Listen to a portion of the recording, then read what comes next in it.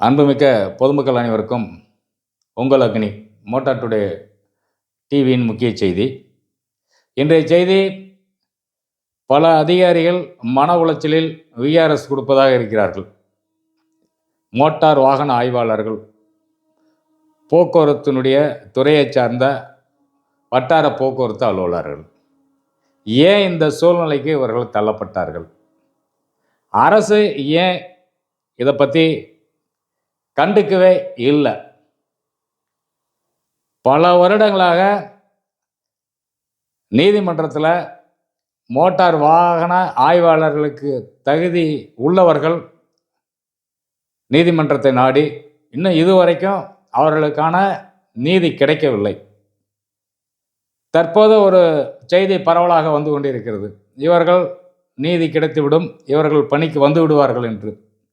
அதற்கு அப்படி வந்தால் நாம் மோட்டார் டுடே இதழ் சார்பாகவும், மோட்டார் டுடே டிவியின் சார்பாகவும், ஹெட்லைன்ஸ் டுடே டிவியின் சார்பாகவும் அவர்களை வாழ்த்துகிறோம். பெண் அதிகாரிகள் பலர் மன உளைச்சலில் இருந்து கொண்டே இருக்கிறார்கள். போக்குவரத்து ஆணையர் என்ன நடவடிக்கை எடுப்பார்? போக்குவரத்தினுடைய அமைச்சர் இதற்கான ஏதாவது வேலை செய்வாரா?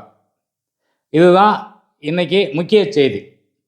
இந்த செய்தியை பார்க்கின்ற அனைவரும் தயவு கூர்ந்து மற்ற அதிகாரிகளுக்கும் பொதுமக்களுக்கும் இதை அப்படியே தகவலை மற்றவங்களுக்கு செலுத்துங்க.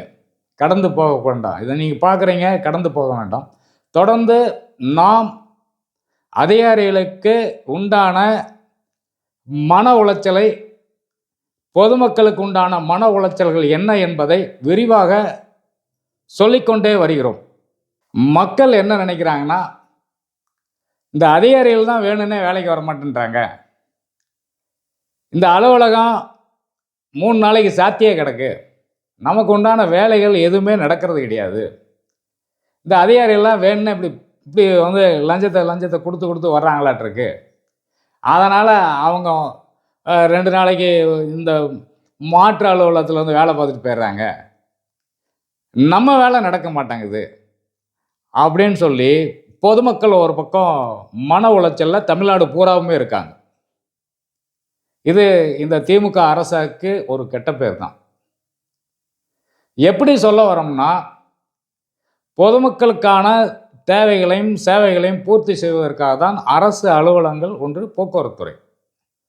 பல லட்சம் வாகனம் இன்னைக்கு தமிழ்நாட்டில் இயங்கிட்டு இருக்குன்னா இதற்கு முக்கிய காரணமே போக்குவரத்துறை அதிகாரிகள் தான்.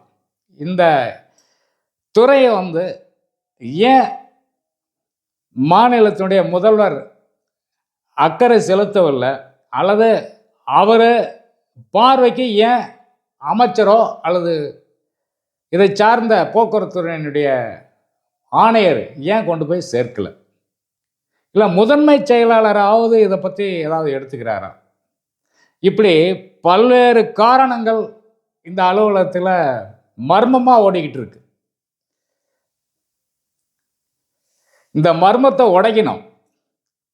போக்குவரத்துடைய அதிகாரிகளுடைய குரல் வலையை நசுக்கிட்டாங்க. இதை அப்படியே போட்டு அழுத்தி நசுக்கி எலும்பெல்லாம் முறிச்சு அப்படியே சின்ன பின்னமாக ஆக்கிட்டாங்க. இவர்களுக்காக கேட்குறதுக்கு ஒரு குரல் கிடையாது.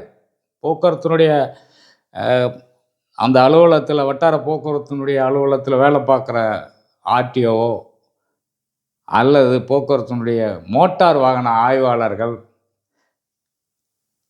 அங்கே வேலை செய்யக்கூடிய நேர்முக உதவியாளர்கள், அசிஸ்டண்ட்டு, இவங்களுக்கெல்லாம் யாருக்கிட்ட கேட்குறதுனே தெரியல. ஏன்னு கேட்டிங்கன்னா, சட்டம் நல்லா வேலை செய்யுது போக்குவரத்துறையில். அந்த அளவுக்கு இவர்களை அழுத்தம் கொடுத்து, பணி சுமையை கொடுத்து, மன உளைச்சலை கொடுத்து, ஏன் பிஇ படிச்சுக்கிட்டு இந்த வேலைக்கு வந்தோம் அப்படிங்கிற ஒரு மன நெருக்கடியிலே வாழ்ந்துட்டு இருக்காங்க. இது அந்த அந்த அதிகாரிகளுக்கு தான் அந்த மன உளைச்சல் தெரியும். நாம் ஏதோ அவர்களை பார்க்கிற போது நல்ல உடைகளை அணிந்து காரில் வந்து இறங்கி வேலை பார்க்குறாங்கன்னு ஒவ்வொரு பொதுமக்களும் நினச்சிட்டு இருக்கோம். அந்த அலுவலகத்துக்குள்ளே அவருக்கு இருக்கிற பணிச்சுமையும் மன வேதனையும் வெளியே சொல்லாமல் சிரிச்சுக்கிட்டு எல்லார்கிட்டையும் வந்து என்ன வேணும், என்ன தேவை, என்ன பண்ணணும், இதை இப்படி பண்ணுங்க அப்படின்னு சொல்லி அவர் வந்து உட்கார வச்சு பேசி அனுப்புகிறார். இந்த நல்லா வச்சிருக்கிற அதிகாரிகள் தொடர்ந்து நல்லாவா இருக்காங்க? கண்டிப்பாக கிடையாது. இவர்களுக்கு மன அழுத்தமும் மன உளைச்சலும் விஆர்எஸ் கொடுத்தா போதும், அல்லது நான் ஓய்வு பெற்றால் போதும், எந்த பேப்பரும் எனக்கு வரக்கூடாது, நான் போகிற நேரத்தில் எந்த பிரச்சனையும் இருக்கக்கூடாதுன்னு நினச்சிக்கிட்டு தான் ஒவ்வொரு நாளும் காலை வணக்கம், நன்றி கடவுளே என்னை காப்பாற்று அப்படின்னு சொல்லி வந்துட்டு இருக்காங்க. இந்த போக்குவரத்து துறையில் எவ்வளோ சீர்கேடுகள் நடந்துகிட்டு இருக்கு. இதை சரி செய்வதற்கு போக்குவரத்து ஆணையர் துரிதமாக நடவடிக்கை எடுக்கணும். பல பெண் அதிகாரிகள் மன உளைச்சலோட ஏன்டா வேலை பார்க்குறோம் இங்கே அப்படின்னு இருக்காங்க. அப்படியே தூக்கி பந்தாடுறாங்க. அவர்கள் ஒரு வட்டத்துக்குள்ளே இருக்கிறவங்கள அந்த வட்டத்தை தாண்டி அவர்கள் செயல்படுத்தப்படுகிற வைக்கிற இந்த டிசி ஏன் இதை கவனிக்க மாட்டேங்கிறார்? ஒரு பெண் அதிகாரி ஒரு மாவட்டத்துக்குள்ளே அவங்க குடும்பத்தை சார்ந்தவங்க உறவோடு இருப்பதற்காக அங்கே பணியிட மாற்றம் கேட்பாங்க. ஆனால் மாற்றம் செய்து தரமாட்டாங்க. சில அதிகாரிகள் 2 இடத்துல கேட்பாங்க, 2 பேர் 2 இடத்துல கேட்பாங்க, வேணும்னு அந்த இடத்துல போடுவாங்க. யார்? மோட்டார் வாகன ஆய்வாளர்களை. அது மாதிரி தான் இப்போ கோயம்புத்தூர் திருச்சியில் நடந்துக்கிட்டு இருந்தது. சாரி, திருப்பூரில் அப்படி தான் ஆண் பெண் அதிகாரி ஒரே இடத்துல கேட்குறாங்க, ஒரே இடத்துல போடுறாங்க. வேணும்னா அவங்கள சண்டை மூட்டி வைக்கிறது. சண்டை போட்டுக்கிட்டே கிடாங்க. டெய்லியும் காலையில் வந்தால் நீ இதை பாரு, நான் அதை பார்க்குறேன் அப்படின்னு சொல்லி சாயந்தரம் வரையும் அவங்கள விடுறதே கிடையாது. இதெல்லாம் டிசிக்கு தெரியணும். ஒரு அதிகாரி நேர்மையாக வேலை செய்கிறாரு அப்படின்னா அவர்களுக்கு பணி உயர்வு தரணும். அவர்கள் சீனியாரிட்டி பிரகாரம் அவர்களுக்கு வந்து உண்டான சர்வீஸின் அடிப்படையில் ஒரு மரியாதையாவது இருக்கணும். எதுவுமே கிடையாது. ஆணையர் அலுவலகத்தில் பல மணி நேரம் காத்திருக்கிறாங்க. இதெல்லாம் அதிகாரிகள் வந்து யோசிக்கணும். பொதுமக்களே, போக்குவரத்துறையை பொறுத்தளவில் பல்வேறு செயல்கள் தொடர்ந்து அங்கே தவறான செயல்கள் தான் நடைபெற்று கொண்டு இருக்கிறது. தவறான செயல்னு என்னன்னு கேட்டிங்கன்னா, நம்ம போவோம், மணிக்கணக்கில் உட்காந்துருப்போம், அதிகாரிகள் வரமாட்டாங்க. இதுதான் தவறு. இதை நாம் சரி பண்ணணும். பொதுமக்கள் தான் சரி பண்ணணும். போராடணும். போராடுவதற்கு பொதுமக்கள் தயாராக இருக்கணும். ஒரு அலுவலகத்தில் ஏன் வந்து ஒரு நாள் அதிகாரி வராரு அல்லது 2 நாள் வராரு, என்ன காரணம்? எங்களுடைய பணி செய்யணும். பணி நாங்கள் வரும்பொழுது எங்களுடைய தேவைகளை சரி பண்ணுவதற்காக தான் அரசு அவங்களுக்கு நாங்கள் எங்களுடைய வரிப்பணத்தில் சம்பளம் கொடுத்துட்ருக்கோம். ஏன் இதை செய்ய மாட்டேங்கிறீங்க? செய்யுங்க அப்படின்னு ஒவ்வொரு பகுதி அலுவலகத்திலையும், ஒரு வட்டார போக்குவரத்து அலுவலகத்திலையும் இந்த பொதுமக்கள் தொடர்ந்து நீங்கள் போராடினால் தவிர இந்த அரசு செவிசாய்க்காது. இந்த அதிகாரிகள் கண்டுக்கவே மாட்டாங்க. டிசி இதை பற்றி நினைக்கவே மாட்டார். இப்போ எலெக்ஷன் வரப்போகுது. இந்த நேரத்துலையாவது நீங்கள் வந்து விழிச்சிங்க. பொதுமக்களை விழித்து கொள்ளுங்கள். உங்களுடைய தேவைகள் பூர்த்தியாகும். ஒரு புது வாகனம் வாங்குறீங்க. இன்றைக்கி வந்து வெள்ளிக்கிழமை நல்ல நாள். இன்றைக்கி போய் நீங்கள் வாகனத்தை பதிவு பண்ணலாம். இன்றைக்கி வெள்ளிக்கிழமை நல்ல நாள். நீங்கள் லைசன்ஸ் எடுக்கிறதுக்கு உங்களுக்கு உண்டான அதாவது டெஸ்ட் ட்ரைவிங் பார்த்து உங்களுக்கு லைசன்ஸு இன்றைக்கி கார்டு பதிவாகிறதுக்கு இன்றைக்கி நல்ல நாள். இப்படி உங்களுக்கு நல்ல நாள் வேண்டும் என்றால் பொதுமக்கள் போராட வேண்டும். அரசு அதிகாரிகள் வேணும் அப்படின்னு சொல்லி.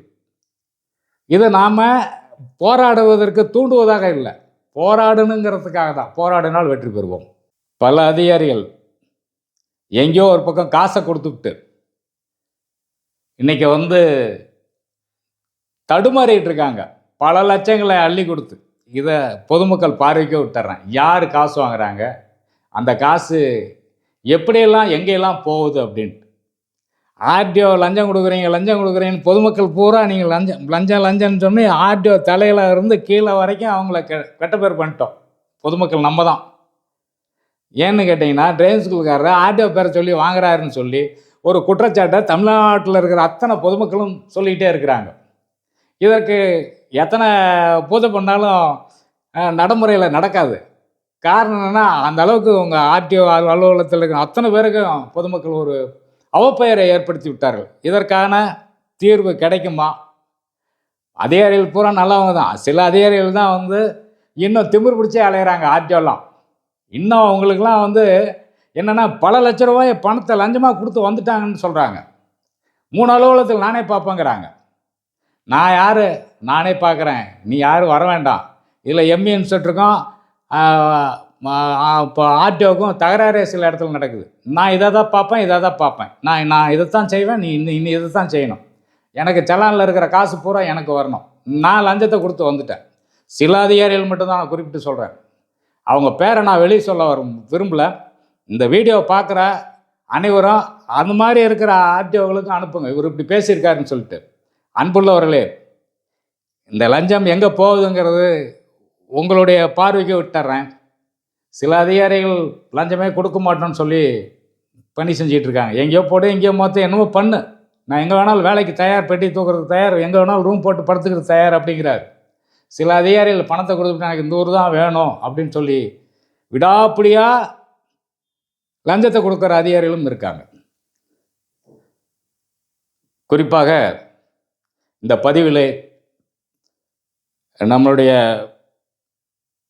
வேண்டுகோளாகவும் பொதுமக்களுடைய வேண்டுகோளாகவும் ஆணையருக்கும் போக்குவரத்துறை அமைச்சருக்கும் இச்செய்தி அவர்களுக்கான செய்தியாக இருக்கட்டும்.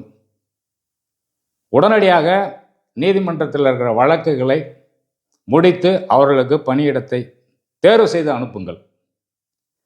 விஆர்எஸில் சில பெண் அதிகாரிகள் போவதற்கு தயாராக இருக்காங்க. மன உளைச்சலில் தற்கொலை பண்ணுறதுக்கு தயாராக இருக்காங்க. ஏன்னா நிறையா எனக்கு அதாவது எப்படி சொல்கிறதுனா, எனக்கு இவ்வளோ காசு வேணும் அப்படின்னு சொல்லி நிர்ணயம் பண்ணுற ஒரு டிபார்ட்மெண்ட் இருக்குது இந்த துறையில். அந்த காசை கொடுக்கலைன்னா ஏன் கொடுக்கல அப்படிங்கிற அளவுக்கு அவங்கள மன உளைச்சலை ஏற்படுத்துகிறாங்க. அவங்களுக்கு மட்டும் இல்லை, ஆண் அதிகாரிகளுக்கும் உண்டு. போக்குவரத்துடைய வட்டார போக்குவரத்து அலுவலகத்தில் வேலை பார்க்குற மோட்டார் வாகன ஆய்வாளர்களுக்கும் ஆர்டிஓகளுக்கும் இதே சூழ்நிலை தான். பெண் அதிகாரிகள் மன உளைச்சலில் தற்கொலை பண்ணிக்கலாமான்னு இருக்காங்க. ஆண் அதிகாரிகள் நான் வேலையை விட்டே போகலாம், 8 மாதம் இருக்குது, 10 மாதம் இருக்குது, ஏன் இந்த வேலையை பார்த்துட்டு இருக்கணும், ஏதாவது ஒரு பேப்பர் வாங்காமல் நம்ம தப்பிச்சோமா அப்படின்ற மாதிரி அவங்களாம் யோசிச்சுட்ருக்காங்க. இனியாவது அவர்களுக்கு தற்கொலையை முயற்சியை விட்டுவிட்டு இது போன்ற நான் ஓய்வு பெறுவதற்கு விஆர்எஸில் வாங்கலான்ற நிலையெல்லாம் விட்டுட்டு அரசு ஒரு நல்ல முடிவு எடுக்கணும். அவர்களுக்கு பணி சுமையை அதிகமாகக்கூடாது. 3 ஆஃபீஸ் 2 ஆஃபீஸ் போடக்கூடாது. ஒரு அலுவலகத்தில் ஒரு ஆர்டிஓ, ஒரு எம்இ இன்ஸ்பெக்டர், அதாவது தகுதியான அலுவலகம். நிறையா வாகனங்கள், பொதுமக்கள் நிறையா பேர், அந்த 1,00,000 பேர், 50,000 பேர், 20,000 பேர் இருக்கிற இடத்துல அந்த அந்த அந்த ஆஃபீஸுக்கு தகுந்த மாதிரி ஒரு மோட்டார் வாகன ஆய்வாளர் கிரேடு 1, மோட்டார் வாகன ஆய்வாளர் கிரேடு 2, ஆர்டிஓ, இப்படி பணிகளை அந்தந்த அலுவலகத்திற்கு ஏற்ற மாதிரி உடனடியாக நிரப்பணும். டிடிசி நிறையா காலி பணியிடங்கள் இருக்குது, அதுக்கு தகுதியானவர்களுக்கு கொடுங்க. யாருக்கு கொடுக்கணுங்கிறது முடிவு பண்ணுறது ஆணையர் அலுவலகம் தான். அதற்கும் ஒரு தொகையை வச்சு வாங்கிறாதீங்க. பெண் அதிகாரிகளுக்கு அவர்கள் விரும்பிய இடத்திற்கு மாற்றம் செய்யுங்கள். ஆண் அதிகாரிகள் விரும்பிய இடத்திற்கு மாற்றம் செய்யுங்கள். தமிழகத்தில் இருக்கிற வட்டார போக்குவரத்து அலுவலகம், பகுதி அலுவலகத்தில் செல்லக்கூடிய பொதுமக்கள் இனி நீங்கள் கையை கட்டி வாயை பற்றி சும்மா இருந்தீங்கன்னா கண்டிப்பாக எதுவுமே நடக்காது. போராடுவதற்கு தயாராக இருங்கள். அந்த அலுவலகத்தில் 2 நாள் வேலை பார்க்குறதுக்கு ஒரு மோட்டார் வாகன ஆய்வாளர் வராருன்னா எங்களுக்கு 5 நாள் இந்த அலுவலகத்திற்கு வர வேண்டும் அதிகாரிகள் என்று கட்டாயப்படுத்துங்கள். அதற்காக நீங்கள் மக்கள் குரல் கொடுங்கள், போராடுங்கள். உங்களுக்கு போக்குவரத்துறையினுடைய அதிகாரிகள் வந்து பேசுவாங்க, காவல்துறை அதிகாரிகள் பேசுவாங்க, ஏதாவது ஒரு தீர்வு கிடைக்கும். அதனால் பொதுமக்கள் அனைவரும் போராடுவதற்கு தயாராகுங்கள் என்று கூறி,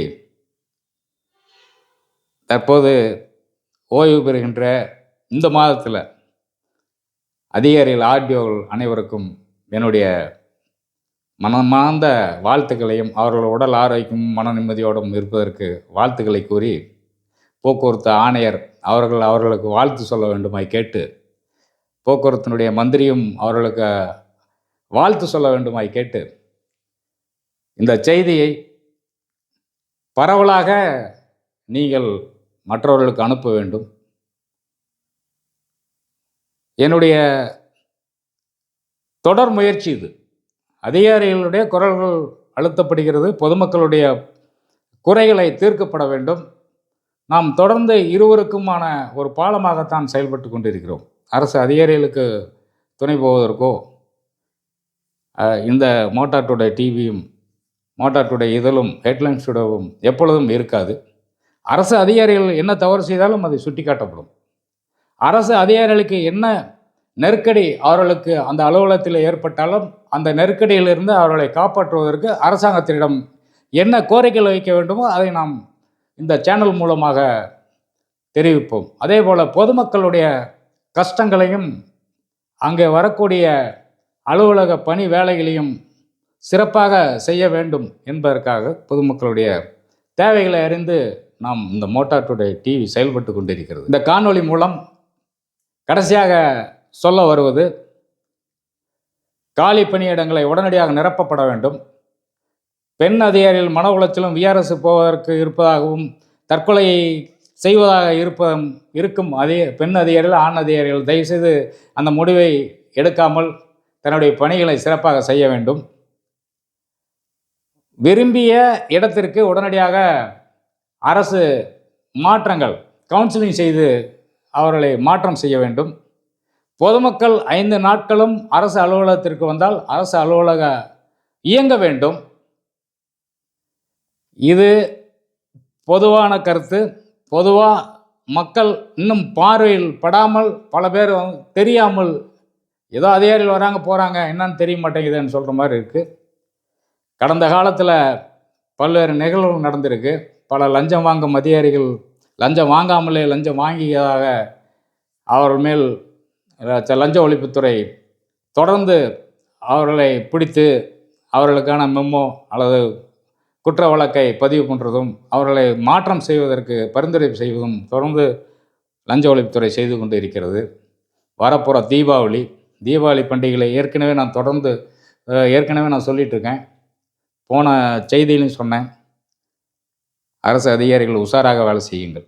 எப்போ வேணாலும் எந்த நேரம் வேணாலும் உங்களை ஒரு லஞ்ச ஒழிப்புத்துறை அப்படியே வந்து கப்புன்னு பிடிச்சி காசு இல்லாமல் இருந்ததாகவும் அல்லது இருந்தாலும் கூட ஒரு ரூபா இருந்ததுன்னா 10 ரூபா இருந்ததாகவும் அவர்களே எழுதிடுவார்கள். அதற்கு விழிப்புணர்வோடு இருங்கள் என்று கூறி போக்குவரத்துறை ஆணையரும் அமைச்சரும் ஒரு நல்ல முடிவை எடுப்பார்கள் இந்த துறைக்கு என்று கூறி, இதை பார்க்கின்ற அத்தனை பொதுமக்களும் அத்தனை அதிகாரிகளும் உங்களுக்கு உற்றார் உறவினர் நண்பர்கள் மத்தியிலே மோட்டார் டுடேனுடைய டிவியினுடைய பார்க்கின்ற அத்தனை பேரும் சப்ஸ்கிரிப்ஷன் பண்ணுங்கள், வியூஸ் போடுங்க, தொடர்ந்து எனக்கு ஆதரவு கொடுங்க. நீங்கள் ஏதாவது கமெண்டில் சொன்னீங்கன்னா அதை நான் எடுத்து என்னன்னு பார்த்து படித்து தமிழில் போடுங்க. ஆங்கிலத்தை கொஞ்சம் குறைச்சிக்கங்க, தமிழ் தான் நமக்கு முக்கியம். அதை கூறி கமெண்டில் சில விஷயங்கள் நீங்கள் எழுதினால் அதையும் அடுத்த காணொளியில் பேசுவதற்கு தயாராக இருக்கிறேன் என்று கூறி உங்களிடம் விடைபெறுகிறேன். அக்னி. நன்றி, வணக்கம்.